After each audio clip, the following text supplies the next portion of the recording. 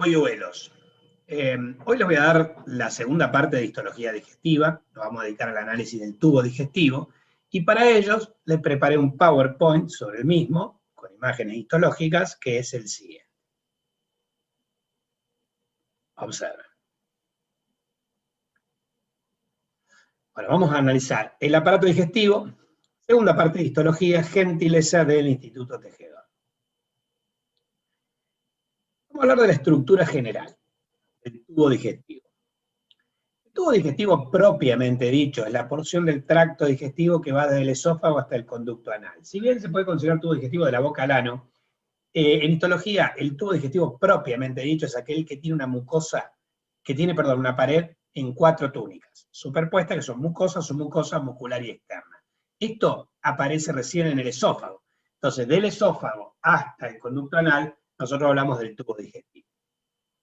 Una estructura general constituida por 4 túnicas que son las siguientes: mucosa, submucosa, muscular y túnica externa. Bueno, o sea que es como que si estuviera dispuesto en capas. Acá tengo el esófago, el estómago y el intestino.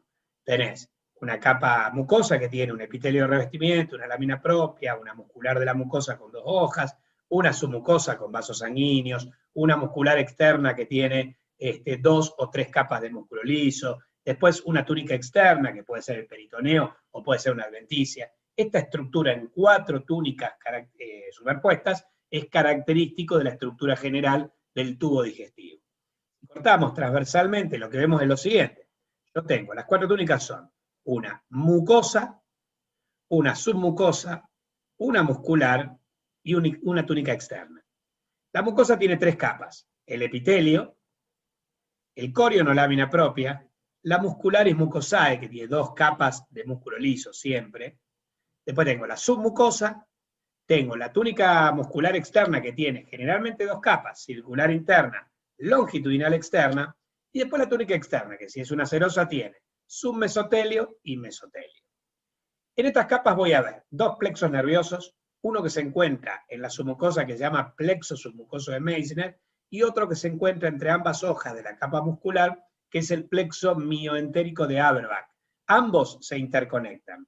También encontramos 3 tipos de glándulas: las coriónicas, que están en el propio corion; las submucosas, que tienen los adenómeros en la submucosa y el conducto excretor atraviesa la mucosa para poder vertirse hacia la luz; y las glándulas anexas, como las salivales, el hígado y el páncreas, que tienen los adenómeros fuera del tubo digestivo y su conducto excretor tiene que atravesar todas las capas del tubo para vertir su secreción en la luz. Bueno, vamos a analizar cada una de las capas. Túnica mucosa. ¿A qué llamamos mucosa en histología? En histología se denomina mucosa a toda estructura de revestimiento de superficies húmedas. La misma está constituida por 2 capas, que son un epitelio, que varía según el órgano, y un corion o lámina propia, que es de tejido conectivo laxo con glándulas. Esto es para el aparato respiratorio, para el aparato urinario, para el aparato genital.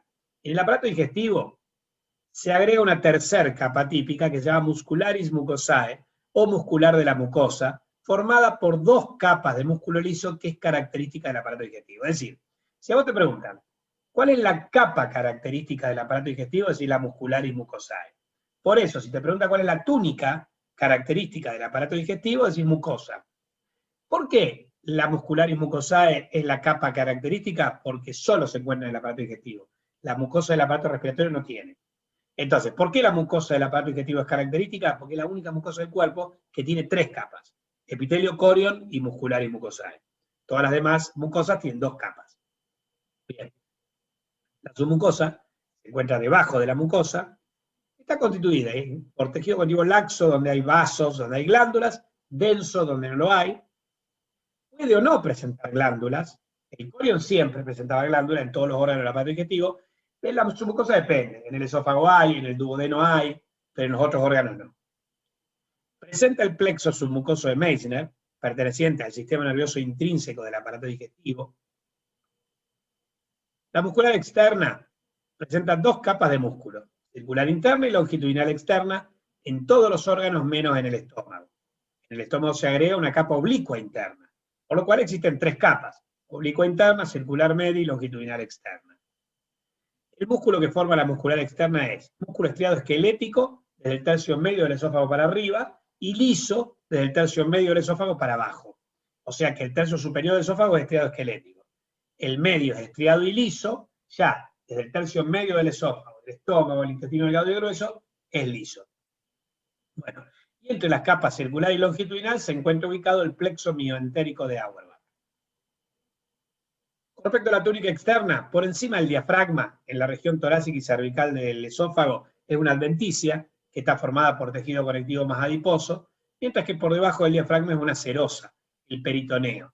Está formado por una hoja visceral y otra parietal, cada una de las mismas formada por mesotelio, que es un epitelio simple plano, y submesotelio, que es tejido conectivo. Había dos plexos nerviosos, mencionamos, se encuentran ubicados en el interior de la estructura del tubo digestivo, por lo que se los conoce como la inervación intrínseca del mismo.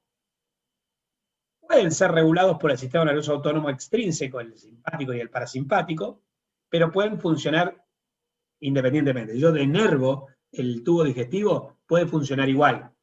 Pero si yo destruyo los plexos, aunque mantenga la inervación, no puede funcionar igual. O sea que estos plexos son esenciales para la función motora del aparato digestivo. Son de dos tipos interconectados entre sí. El plexo submucoso de Meissner, que se ubica en la túnica submucosa y presenta neuronas sensitivas que reciben estímulos desde la luz, y el plexo mioentérico de Auerbach, que se ubica entre ambas capas de la túnica muscular externa y presenta neuronas motoras capaces de controlar la motilidad del tubo. Vamos a las glándulas digestivas. Estas pueden ser de tres tipos. Las coriónicas, que obviamente tienen los adenómeros en el corion. En el esófago se llaman glándulas cardiales. En el estómago, según la región, son las cardiales, las fúngicas y las pilóricas. Y en los intestinos son las glándulas o criptas de Lieberkühn. Submucosas, en el esófago se llaman glándulas submucosas. En el estómago solo las glándulas pilóricas pasan la submucosa. Y en el duodeno son las glándulas de Brunner. Y después tengo las glándulas anexas. En la cavidad bucal desembocan las glándulas salivales y en la segunda porción del duodeno desembocan el hígado y el páncreas. Bueno, vamos a comenzar a analizar órgano por órgano. Comencemos con el esófago. La primera porción del tubo digestivo, propiamente dicho. El adulto promedio del esófago mide de 25 a 30 centímetros, distribuidos de la siguiente manera de acuerdo con la región. 5 centímetros en la región cervical, 16 a 20 centímetros en la torácica, 1 o 2 centímetros atravesando la parte, digamos, hiato diafragmático, y 2 a 4 centímetros en la porción abdominal. Desde el punto de vista histológico no hay grandes variaciones, salvo en la ubicación de ciertas glándulas, porque las cardiales predominan en el tercio inferior y la submucosa en el superior, y en el tipo de músculo presente en la túnica muscular externa. Bueno, entonces tenemos un esófago cervical, que va desde las sextas vértebras cervical más o menos hasta el estrecho superior del tórax, un esófago torácico que atraviesa todo el tórax hasta el hiato diafragmático del esófago, y después el esófago abdominal, que es una pequeña porción del esófago por debajo del diafragma. Esas son las tres regiones anatómicas. Desde el punto de vista histológico no hay grandes diferencias. Vamos al origen embriológico. Como vimos en la clase de embriología, los epitelios derivan del endodermo del intestino anterior. Otros tejidos derivan del mesodermo branquial, desde el tercio medio hacia arriba, y de la hoja visceral del mesodermo lateral, desde el tercio medio del esófago para abajo. Con respecto a las claves del desarrollo, el esófago se origina del intestino anterior y en la cuarta semana es cortito. Pero a partir del segundo mes, de la quinta semana, se elonga al descender el corazón e iniciarse el desarrollo pulmonar. Entonces, el esófago se forma en la región caudal del orificio laríngeo, es corto hasta el segundo mes en que inicia su alargamiento. Si nosotros lo vemos, tenemos una vista lateral, este es el esbozo o yema pulmonar o divertículo respiratorio, y este es el intestino anterior. Acá lo vemos de frente, una vista anterior, donde acá tengo el esbozo con las yemas pulmonares, y acá tengo el intestino anterior. Entonces, a nivel de la faringe, vos vas a tener un orificio que comunica el esófago, digamos, la tráquea, la primitiva tráquea, con la primitiva faringe y esófago. Y se forman estos pliegues que se denominan pliegues traqueosofágicos, que cuando se fusionen van a formar un tabique traqueosofágico que va a separar el aparato respiratorio que queda por delante del aparato digestivo que queda por detrás. Si este tabique no se desarrolla adecuadamente y el chico nace con una fístula traqueosofágica, hay que operarlo, porque cada vez que se alimente, la leche va a pasar a las vías respiratorias y se va a broncoaspirar. En la 5ª semana de gestación se forma el primordio de la capa muscular y el epitelio cilíndrico estratificado. En la 8ª semana, o sea, a finales del periodo embrionario, se ocluye la luz por obliteración, por proliferación epitelial, y se empieza a recanalizar. Hacia el 4º mes ya está revestido por un epitelio estratificado plano.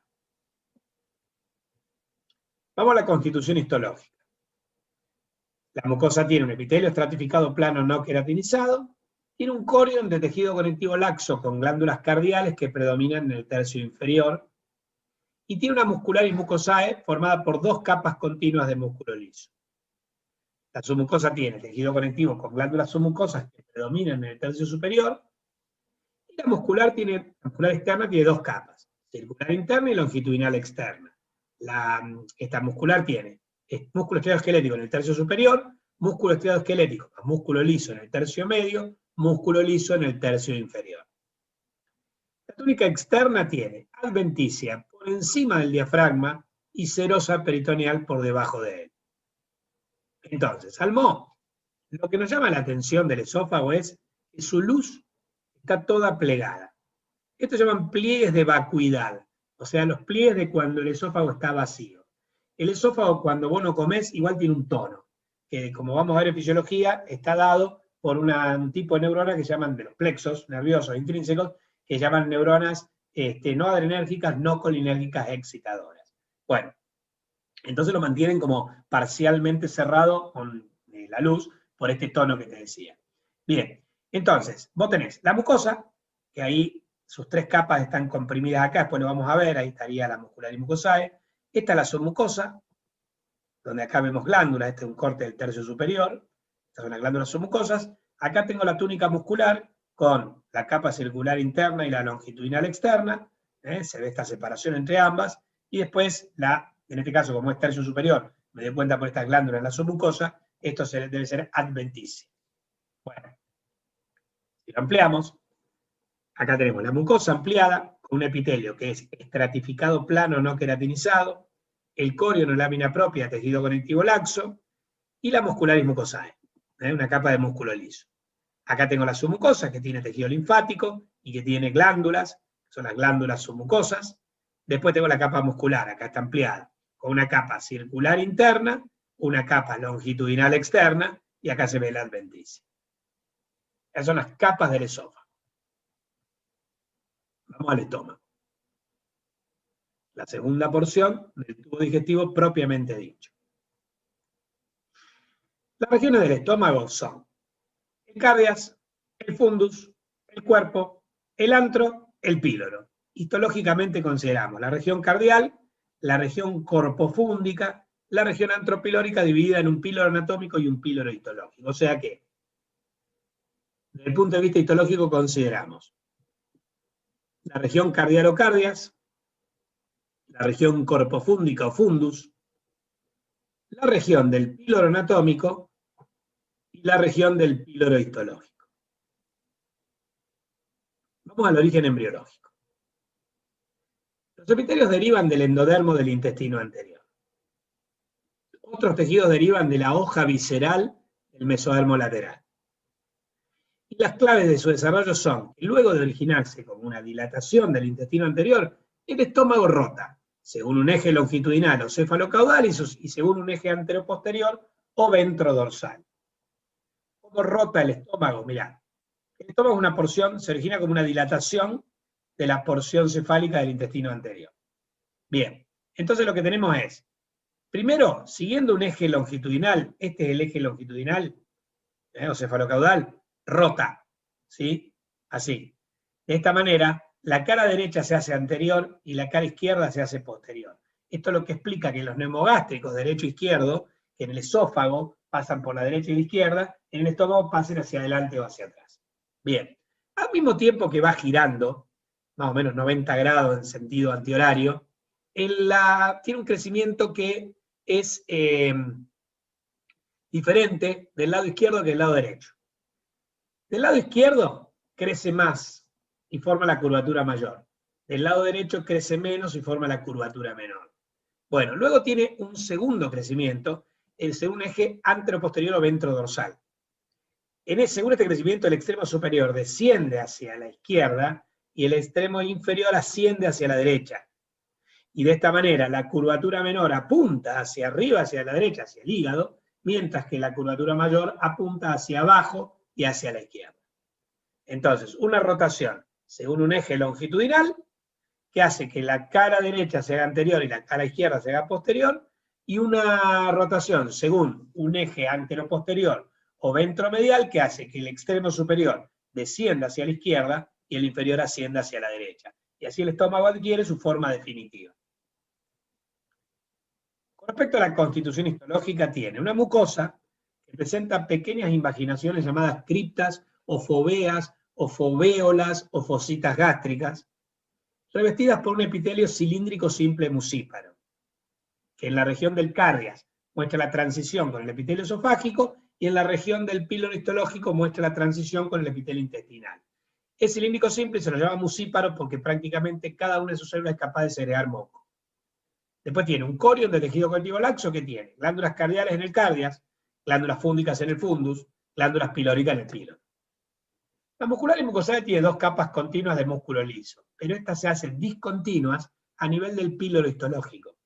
En el fundus emite evaginaciones que forman el músculo de Raynaud.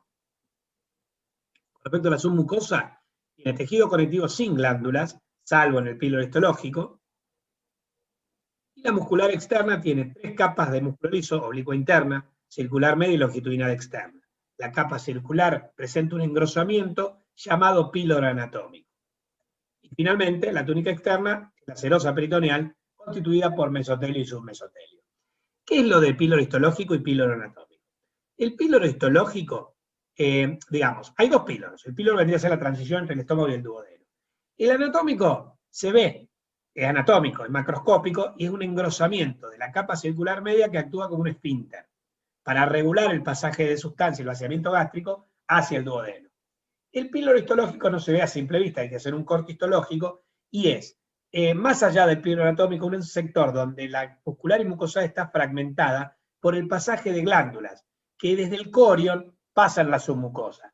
Estas glándulas pilóricas en el píloro están en el corion y están en la submucosa. Para pasar del corion a la submucosa, tuvieron que atravesar la muscularis mucosae, y esta zona de la muscularis mucosae donde se ve discontinua fragmentada por el pasaje de glándulas, se llama píloro histológico. Bueno, entonces, desde el punto de vista histológico reconocemos tres zonas: el cardias, la región corpofúndica y la región antropilórica, ¿sí? Donde hay diferencias. Por ejemplo, las criptas o foveas son más profundas en el cardias y en el píloro que en la región corpofúndica. Las glándulas están más desarrolladas en la región corpofúndica, son tubulares alargadas con un istmo, un cuello y un fondo. Mientras que en la región cardial están un poco menos desarrolladas, son las mismas glándulas que veíamos en el esófago, las glándulas cardiales, y en la región antropilórica son las que atraviesan la muscularis mucosae para llegar hasta la submucosa. Bueno, vamos al cardias. Lo más llamativo del cardias es la transición entre el epitelio estratificado esofágico y el epitelio cilíndrico simple mucíparo del estómago. Epitelio estratificado, epitelio simple. Este punto es brusco, se da en una zona que a veces se ve medio sinuosa, se la llama línea ZZ, pero el punto, que es bien brusco de transformación, se llama punto cardias, y marca la transición entre el esófago y el estómago. Después, bueno, vamos a tener en el cardias una mucosa con el epitelio, con las criptas o foveas, las glándulas cardiales, que también encontramos en el tercio inferior del esófago, la muscularis mucosae continua, la submucosa sin glándulas, la muscular externa, con una capa oblicua interna, una capa circular media y una capa longitudinal externa. Y después la serosa peritoneal revistiendo todo en la túnica externa. Con respecto al fundus, los llamativos son las glándulas. O sea, así como yo al cardias lo reconozco por el punto cardias. El fundus lo reconozco por las glándulas. Acá las glándulas se orientan en forma bien longitudinal, ¿sí? Acá se ve la mucosa, la submucosa y un poquito de las capas circulares. La mucosa tiene estas criptas cortitas, que son invaginaciones, que se llaman foveas gástricas, donde desembocan estas glándulas largas, que son las glándulas fúndicas, ¿sí? Esta es el cori, esta es el epitelio, este es el corion, esta es la muscularis mucosae, que es continua en esta región, se hace discontinua en el píloro. Acá está la submucosa, que no tiene glándula, y acá las capas musculares de músculo liso. Volvamos acá. A veces se observa que la muscularis mucosae emite haces de músculo liso, acá no se ven muy bien, entre las glándulas. Este músculo liso que se encuentra entre las glándulas se llama músculo de Raynaud. Bueno, y otra cosa que se ve, que si al preparado lo hubiésemos tenido con el cianblue se hubiese visto mucho mejor, es que sobre el epitelio superficial hay moco. Este moco, que con el cianblue se teñiría de turquesa y cubriría las foveas, justifica que a este epitelio lo llamemos epitelio cilíndrico simple musíparo. Es simple cilíndrico, es simplemente una capa. Es cilíndrico porque la forma de las células es más alta que ancha, es cilíndrica o columnar, y es musíparo porque cada una de sus células es capaz de segregar una mucina de protección. Se lo considera una glándula extendida en superficie, algo así como un epitelio mixto entre los epitelios de revestimiento y los epitelios secretores. Bueno, la región antropilórica del Mo muestra en las criptas o foveas las glándulas estas que van a atravesar estas glándulas pilóricas, esto es el epitelio, ¿no? Este es el corion, ahí se ve la submucosa, la muscular y mucosa toda fragmentada, y acá tengo la submucosa con glándulas. Son estas mismas glándulas que pasan del corion a la submucosa, atravesando la muscularis mucosae. Esto identifica la región pilórica. Bueno, volvamos a las glándulas fúndicas. Son glándulas tubulares, desembocan en las criptas o foveas gástricas y están rodeadas por el músculo de Raynaud. Presentan varias regiones, istmo, cuello y el fondo o base. Algunos hablan de 4 regiones porque entre el cuello y el fondo hablan de un cuerpo. Istmo, cuello, cuerpo y fondo. Y otros simplemente dicen istmo, cuello y fondo o istmo, cuello y base. Entonces, acá la tenemos, es una glándula tubular, desemboca en una fosita gástrica. El istmo es una pequeña porción de veo células basófilas, que son las generatrices del istmo. El cuello es una región donde veo células claras, que son las mucosas del cuello. Y el fondo es donde se ven las células basófilas, que son las principales, pues intercaladas con unas acidófilas, que son las parietales. Ahora las vamos a ver. Istmo, cuello y fondo.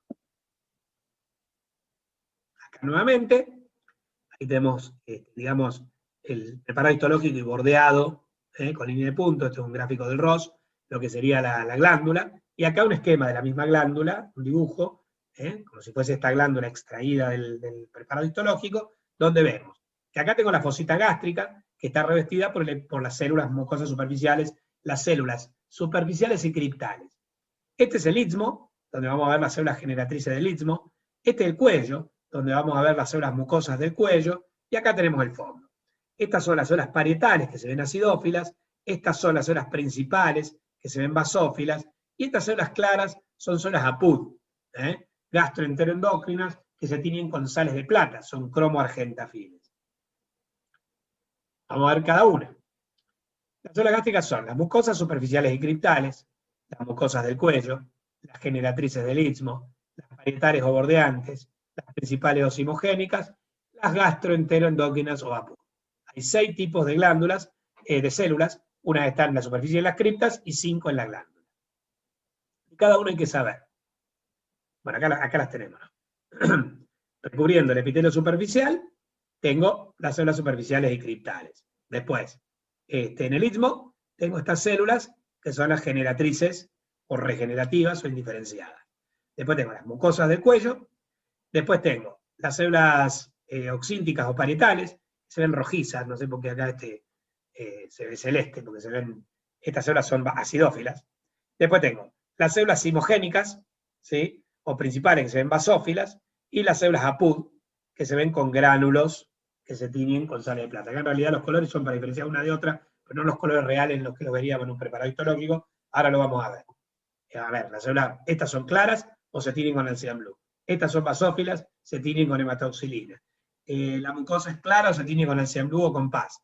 La oxítica es acidófila, se tiene con eosina o fucsina. La cimogénica o principal es basófila, se tiene con hematoxilina o con hemalumbre. Y la APUD o enteroendócrina es cromoargentafil, se tiene con sales de cromo o sales de plata.